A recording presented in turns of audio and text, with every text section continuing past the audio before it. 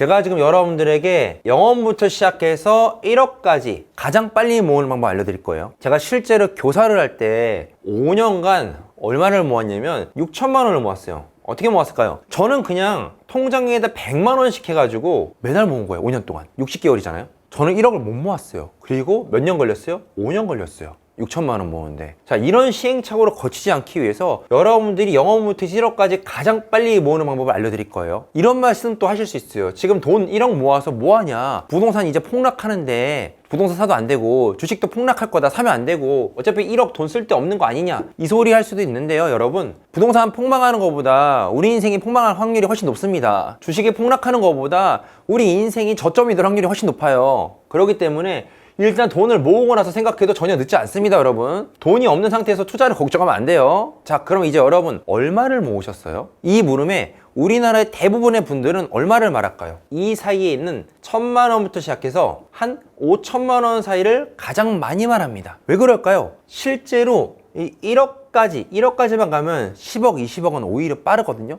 근데 이 1억까지 가는 요 구간이 정말 어려운 구간이기 때문이에요. 자, 통계를 한번 볼게요. 대한민국 전체 가구의 평균 총 자산은 약 5억 4,700만 원입니다. 자, 1억이라고 했는데 왜 5억이냐? 자, 오해하면 안 돼요.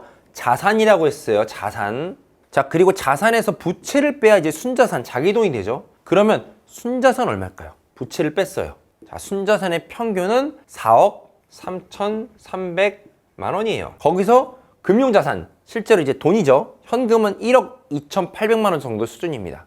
이중 예금이 평균 3천만 원 되고요. 주식 펀드 다 합쳐봤자 2천만 원이에요. 이게 무슨 말이냐면 대한민국에서 금융자산을 1억 넘게 있는 분이 거의 없다는 거예요. 대부분 3천만 원, 2천만 원이라는 겁니다. 자, 중요한 게 있죠. 이거 뭐라고 했어요? 평균이라고 했죠. 대한민국 전체 가구의 평균이에요. 그렇기 때문에 일반적으로 돈이 없는 20대부터 시작해서 60대까지 다 아우르는 평균입니다. 이상하죠? 왜 금융자산이 60대까지 갔는데도 1억이 없을까? 이거는 1억을 만드는 구조가 없기 때문이에요. 자, 일단 첫 번째로는요, 평균에 속지 말아야 됩니다. 평균이라는 숫자는 착시예요. 상위 1%가 전체 99%의 나머지 사람을 끌어올립니다. 자, 예를 들어 볼까요? 10명 중에 1명이 10억 갖고 있어요. 그리고 나머지 9명이 빵원입니다. 자, 그거의 평균 얼마일까요? 1억이에요. 근데 그 1억은 빵원을 가진 내 얘기가 아니죠. 그렇기 때문에 소수가 다 모든 값을 이끄는 평균이 아니라 우리는 중위값을 봐야 돼요. 실제로 금융자산의 중위값은 약 5,300만 원입니다. 즉 전체를 100명이나 냈을 때 0명부터 100명이 딱 중간인 50등이 얼마 갖고 있냐? 5,300만 원 갖고 있다는 거예요. 즉 실제로 평균은 매우 부정확하기 때문에 결국 중요한 건 남의 평균 10억, 100억, 1000억 가진 사람이 올리는 그 평균이 아니라 내 현금 흐름이 지금 굉장히 중요하다는 거예요. 지금 내 돈이 도대체 이 5,300만 원도 모이지 않았다. 중간인 이 중간값도 모이지 않았다. 그러면 왜 안 모이는지부터 시작해야 돼요. 실제로 저는 이제 막 입사했을 때 한 달에 200만 원 벌었거든요. 그때 절반인 100만 원씩 저금을 했었어요. 자, 여러분도 한번 그렇게 한번 해볼게요. 100만 원씩 저금해 봅시다. 뭐 나중에 월급 오르는 것도 있고 뭐 인센티브도 있고 뭐 결혼해서 맞벌이 하는 거 있고 그런 거 다 빼고요. 그냥 단순하게 생각합시다. 그러면 100만 원씩 1년이면 얼마 모으죠? 1,200만 원 모으죠. 즉 내가 28살에 입사했다고 할 때요, 그냥 단순하게 37살이면요 10년 지났잖아요. 1억 2천 모아야 돼요. 단순하게 계산했을 때. 그런데 아까 중위값 얼마였죠? 5,300만 원이었어요. 즉 37살이면 20살과 60살 중에서 20살이 더 가까운 나이거든요. 그런데 없어요. 1억이 없습니다. 절반의 사람들은 5,300만 원까지밖에 없어요. 왜 도대체 계속 말하는 이 1억이 안 모일까요? 자, 첫 번째 이유, 조급함입니다. SNS만 봐도요, 뭐 주식으로 10억 벌었다, 뭐 코인으로 인생 졸업 이런 말 볼 수 있어요. 친구들이랑 술자리 한번 하잖아요? 그러면 내 친구의 사돈의 팔촌의 언니의 친구가 뭐 코인으로 대박이 났대요. 자, 이런 소문의 특징은 뭘까요? 그건 바로 내 친구도 아니고 친구의 친구도 아니고 그냥 누군가의 모르는 아는 사람이라는 거예요. 즉 뜬구름입니다. 누군지도 몰라요. 가서 인증을 받을 수가 없어요. 자, 그런데 중요한 게 있죠. 이런 사람들이 말하면 어떻게 될까요? 조급해집니다. 왜냐면 나 지금 월급 100만 원씩 모아서 1억 돼도 와, 나는 서울에 죽었다 깨나도 집을 못 살 것 같기 때문이에요. 그럼 어떻게 될까? 포기합니다. 1억 모아봤자 뭐해? 1억 모아봤자 뭐해? 포기해버려요. 여기서 근데 중요한 오류가 있죠. 그건 바로 자산이 복리로 오른다는 걸 모르는 거예요. 자, 연수익률 7%, 70% 아닙니다. 7%. 어때요? 많아 보이나요? 아니면 적어 보여요? 연 7%? 난 하루에도 뭐 10% 버는데요? 이런 말이 막 주식과 코인 커뮤니티에서 정말 많이 봅니다. 자, 그런데 복리라고 했죠. 복리는요, 계속 쌓는 거거든요. 하루에 10% 할 수 있죠. 한 번은 성공할 수 있어요. 근데 거래가 많아지면 많아질수록 점점 누적될 수 있을까요? 결국에는 복리가 되지 않으면은 10% 벌었다가 3% 벌었다가 마이너스 20% 했다가 이러면서 전체 수익률은 시장 평균보다 낮아집니다. 돈을 벌려다가 오히려 시장에다 수업료 내죠. 그래서 코인에서 망하는 사람이 생기고요. 주식해서 망하는 사람이 생겨요. 결국 자산을 만든다. 우리가 원했던 1억이라는 숫자를 만들려고 하면요. 어떤 말도 안 되는 그런 기술을 배우는 게 아니라 결국엔 생존. 즉, 복리를 계속 만들 수 있는 그 구조를 만드는 게 가장 중요한 거예요. 물론 이 7%의 수익률을 맞추는 게 너무 힘들다 해서 뭐 예금만 붙잡는 사람도 있어요. 자, 예금만 하더라도 뭐 2%는 오를 수 있잖아요. 근데 문제가 있어요. 문제는 뭐냐면요. 바로 물가예요. 자, 2024년에 평균 예금 금리가 몇 프로냐면요. 2.3%였어요. 예금 금리가. 근데 물가가 상승률이 몇 프로인지 아세요? 바로 물가 상승률은요. 2.6%였어요. 자, 그러면은 실제로는 2.3%의 예금을 넣어놨지만 물가가 2.6% 올랐으니까 계속 마이너스 0.3%씩은 손해였다는 거예요. 돈을 넣어놓는 게. 즉, 예금은 안전하죠. 하지만 매년 돈의 가치가 조금씩 녹아요. 그럼 복리가 될까요? 안 돼요. 마이너스 복리입니다. 그렇기 때문에 한 3개월에서 6개월치 생활비만 예금에 남겨놓고 나머진 전부 다 복리로 만들 수 있는 구조를 만들어야지 돈이 일하는 구조가 됩니다. 자, 그러면 이 연 7% 제가 정한 수익률인데 이거는 많은 걸까요? 적은 걸까요? 이거는 자본금에 따라 완전히 달라집니다. 자본금에 따라서 게임이 달라져요. 연 7% 수익률이면요. 10억이라고 해볼게요. 그러면요. 1년에 7천만 원을 수익을 볼 수 있어요. 괜찮죠? 연봉보다 훨씬 높죠? 대부분의 연봉보다. 1억 같은 경우면은 얼마일까요? 700만 원. 1000만 원은요? 70만 원이에요. 이 차이가 바로 체감의 속도를 만듭니다. 즉, 자본금이 늘어나면 늘어날수록 기하급수적으로 버는 금액이 커지지만요. 지금 저걸 1000만 원일 때 어떨까요? 70만 원. 한 달이 아니야. 1년이에요. 1년. 즉, 자본금이 늘어나면요. 나중에 연봉보다 높겠지만 이 1000만 원일 때 70만 원은 너무 답답한 거예요. 심지어 1년이잖아요. 한 달에 얼마일까요? 한 달에 한 6만 원 되겠죠. 5만 원에서 6만 원. 그러니까 어떻게 되느냐? 한 방에 인생 역전, 뭐 단타, 몰빵, 코인 선물, 현물 코인이 아닌 그냥 선물로 가버리는 거예요.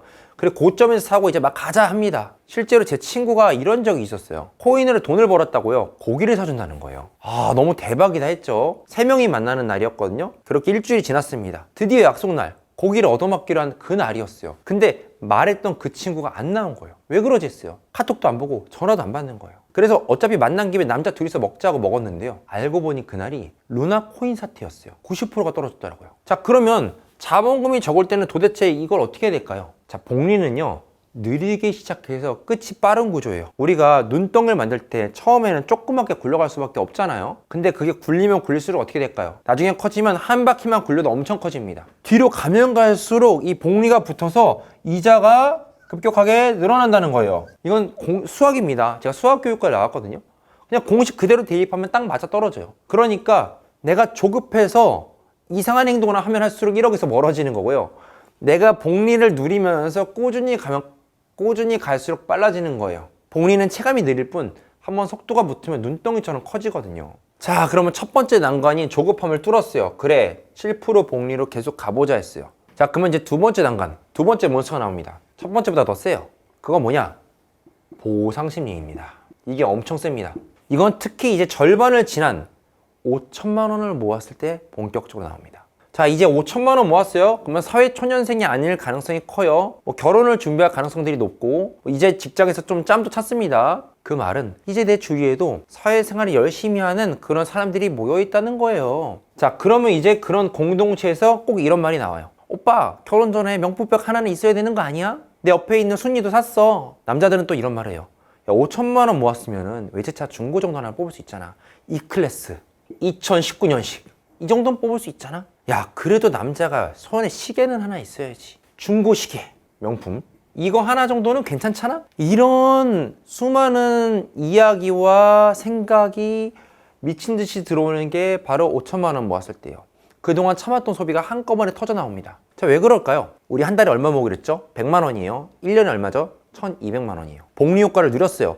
그래도 최소한 5천만 원이면 3년에서 4년은 참은 거예요. 군대도 2년이 안 되잖아요. 그러니까 충분히 이해가 되는 상황입니다. 이젠 쓰고 싶은 거예요. 써도 됩니다. 돈은 쓰려고 모은 거니까. 근데 문제는 뭐냐면 이걸 가치가 하락하는 거에 쓴다는 거예요. 명품백 피 붙어서 파는 거 아니에요? 하지만 어차피 안 팔 거잖아요. 여러분 여자친구가 그걸 팔 리가 없어요. 확신합니다. 자동차? 이건 진짜 심각해요. 자동차는 기본적으로 감가가 됩니다. 근데 감가로 끝나는 게 아니에요. 할부 이자 나오죠, 세금 나오죠, 보험료 나오죠, 주유비 나오죠, 소모품비 나오죠, 주차비 나오죠, 과태료까지 한다면 진짜 어마어마하게 많은 세금이 붙어요. 보너스로. 근데 이제 여기서 이제 무슨 또 보상 심리가 들어가냐? 이거는 나 자신에게 주는 선물이다. 뭐 그런 차를 탐으로써 내 청춘이 더 빛날 수 있다. 나는 이런 차를 탐으로써 더 자기 자신을 몰아넣어서 더 돈을 벌 수 있을 거다. 이런 말 같지도 않은 소리라면서 견딥니다. 하는 거예요. 취업 3년차 선물이다. 결혼 전에 마지막 나를 위한 소비. 아기를 낳기 전에 마지막 나를 위한 소비. 이런 걸로 이제 포장을 합니다. 자, 그리고 그 보상이 이제 전설의 2019년 E클래스 이 보상이요. 이제 막 복리가 올라가는 이 속도보다 여기서 감가가 더 빠르면요. 결국 제자리예요. 그렇기 때문에 보상 심리가 생기면 돈을 쓸 수 있어요. 하지만 돈을 쓸 때 그 금액이 일단 크지 않고 두 번째로는 감가가 최대한 안 되는 걸 사야 됩니다. 자, 여기까지 통과했어요. 난 조급하지도 않고 꾸준히 연복리 7%를 해서 돈을 모으고 있고 보상 심리도 잘 잡았어요. 자, 이제 마지막 보스몹. 거의 1억이 다 올 때 나오는 딱 하나가 있어요. 그건 뭐냐? 바로 고급 주거예요. 자, 이거는요 5천만 원 이미 넘기고 나서 1억에 거의 다 왔을 때 한 8천만 원에서 9천만 원 이때부터 시작됩니다. 자, 왜 그러냐? 사실상 1억으로는요 전세를 잡기는 어려워요. 근데 SNS에 보면요 원룸인데 정말 예쁘고 고급스러운데 가끔씩 보이죠. 와, 이런 데 살면 진짜 좋겠다. 아니 무슨 오피스텔인데 뭐 지하에 사우나도 있네. 이런 곳들 같은 집을요 전세인 집을요 월세로 바꿔버리는 순간 부담이 확 늘어나죠. 물론 이 월세가 뭐 직장 접근성이나 어쩔 수 없는 아이의 교육 환경을 고려해서 하는 거는 인정됩니다. 하지만 그런 게 아니라 단순히 좋아 보이니까 나 1억 정도 거의 모았으니까 하고 하는 선택은 소비에 가깝죠. 주거비란 건 관리비 포함한 거예요. 그게 세후 소득의 30%를 넘으면 그건 이미 위험 신호예요. 자, 한번 예를 들어볼까요? 자, 우리가 그냥 월 소득 300만 원을 잡아볼게요. 고시원 아닌 그냥 원룸 중에서도 괜찮은 거 100만 원 했어요. 그리고 교통식비 왔다 갔다 교통도 있고 하루에 밥을 2번 먹으니까 그냥 2만 원 잡아볼게요. 만 원씩 그럼 60만 원. 많이 잡지 않았죠? 그리고 나서 보통 핸드폰이 있죠. 그러니까 통신비. 그 다음에 집에 이제 인터넷 해야 되잖아요. 인터넷비, 보험비. 이런 거 대충 하면 한 40만 원. 그럼 얼마 쓴 거죠? 그래서 술 마셨는데 100만 원 남았어요. 근데 문제가 있어요. 이 100만 원으로 이제 뭐 해야 돼요? 뭐 외식도 좀 하고요. 가끔 쇼핑하고요. 가끔 술 살 때 있잖아요. 가끔 밥 살 때 있잖아요. 그러면 한 달에 100만 원 죽었다 깨라도 못 모읍니다. 그러면 소득이 올라가더라도 여기서 가장 큰 게 뭐였어요? 주거잖아요. 이 주거가 같이 올라가면서 이상한 일이 벌어져요. 나는 돈을 벌긴 벌었고 나는 계속 월급은 올라가는데 나는 나름 쇼핑도 안 하는데 왜 나는 돈이 안 모이지? 네, 주거가 커서 그렇습니다. 같은 조건에서요 월 30만 원만 절약해 볼게요. 즉 이거 70만 원이에요. 그러면요 1억 모으는 기간이요 2년 이상 줄어요. 2년 이상. 2달이 아니에요. 2년 이상 줄어요. 왜냐? 복리니까. 그렇기 때문에 자산을 형성할 때 가장 큰 원칙은요 버는 만큼 절대로 소비를 늘리지 않는다는 거예요. 자, 정리할게요. 사람들이 1억 못 모으는 이유는요 3가지예요. 조급하고요, 중간에 5천만 원일 때 보상 심리가 작동하고요, 1억 정도 거의 다 왔을 때 고급 주거를 살려는 욕망이 생기기 때문이에요. 그리고 근원적으로 복리를 믿지 않기 때문이에요. 자, 여기서 근데 또 그런 말씀 할 수 있어요. 그러면 7%의 복리는 어떻게 만들까요? 여러분들이 안전한 투자를 할 수 있겠죠? ETF를 할 수도 있어요. 근데 이 7%는 투자로도 만들 수 있고 뭘로도 만들 수 있을까요? 부업으로도 만들 수 있는 거예요. 부업으로. 즉 내가 7% 정도의 수익률을 내는 그 정도의 부업, 현금 흐름을 만들 수 있는 거예요. 저는 이 현금 흐름을 교사일 때 광고 대행 부업을 했어요. 그래서 월급이 200만 원일 때 첫 달에 버는 게 30만 원이거든요. 그럼 몇 프로일까요? 이미 10% 이상을 내가 복리를 만들어 내버린 거예요. 그리고 여기서 끝이지 않고 그 다음에는 150. 그거 바로 다음 달이었어요. 그 다음 달에 300만 원을 벌었어요. 즉 뭐냐? 이 7%에 대해서 이 7%의 복리에 대해서 투자로 접근해서 할 수도 있고, 만약에 본인이 투자에 대해서 너무 잘 못하는 성격이에요. 그러면 투자로는 한 3%에서 4%만 잡고 나머지 부족분을 우리가 현금 흐름을 채우는 것도 방법이 될 수 있다는 거예요. 중요한 거 뭐예요? 중요한 거는 꾸준히 이 숫자를 만들어 가면서 가는 거예요. 조급함 버리고 보상심리 버리고 고급 주거 버리고요. 결국에는 우리가 정해진 7이라는 숫자가 있기 때문에 세는 곳만 잘 맞고 마인드만 내 편으로 만들면요, 순식간에 자산은 모이게 됩니다. 그리고 1억 이상 모으게 되면은 여러분은 이제 중위값인 5천만 원을 훨씬 뛰어넘게 됐죠. 그러면 그 자산으로 여러분이 부동산 주식을 더 하면서 더욱더 1억, 5억, 10억의 길로 갈 수 있는 거예요. 저도 실제로 이 과정을 따라서 움직이고 있습니다. 오늘 내용 현실적으로 도움이 됐다면요, 좋아요 한번 눌러주시고 여러분의 궁금한 점 댓글에 남겨주시면 제가 직접 댓글로 한번 답변 한번 해보겠습니다.